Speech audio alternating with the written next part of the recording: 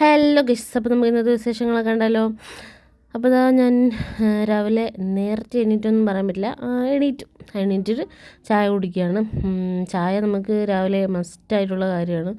ഇനി ഞാൻ ഒഴിവാക്കാം എന്ന് വിചാരിക്കും, പക്ഷെ അതിനെ കൊണ്ട് പറ്റില്ല ഗൈസ്, എന്ത് ചെയ്യാനാ.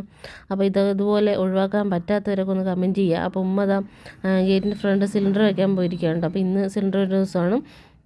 അപ്പോൾ ഞാൻ ചായയൊക്കെ കുടിച്ച് എണീറ്റ് ഒരു മുട്ടയും പിന്നെ അവക്കാഡോയും കൂടെ കഴിച്ചു.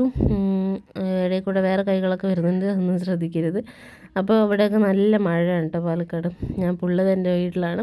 അതിനുശേഷം ഫുഡൊക്കെ കഴിച്ചതിന് ശേഷം പിന്നെയും കുറച്ച് നേരം കഴിഞ്ഞിട്ട് ഞാൻ ഇന്ന് കുളിച്ച് റെഡിയായി 2 റീൽസ് എടുക്കാമെന്ന് വിചാരിച്ച് ഫ്രണ്ടിൽ വന്നിരുന്നതാണ്.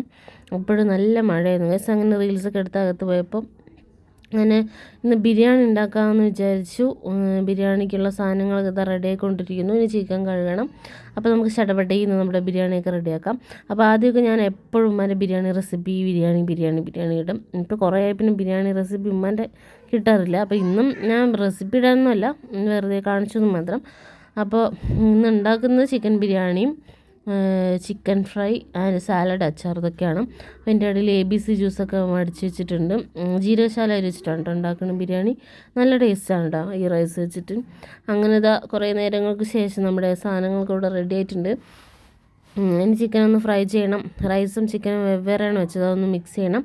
പിന്നെ സാലഡ് റെഡിയായി, എല്ലാം റെഡിയായി. അങ്ങനെ നമ്മൾ ഫുഡ് കഴിക്കാനിരുന്നിട്ടുണ്ട്. നല്ല ടേസ്റ്റായിരുന്നു, അടിപൊളിയായിരുന്നു, എനിക്ക് ഭയങ്കര ഇഷ്ടമായി.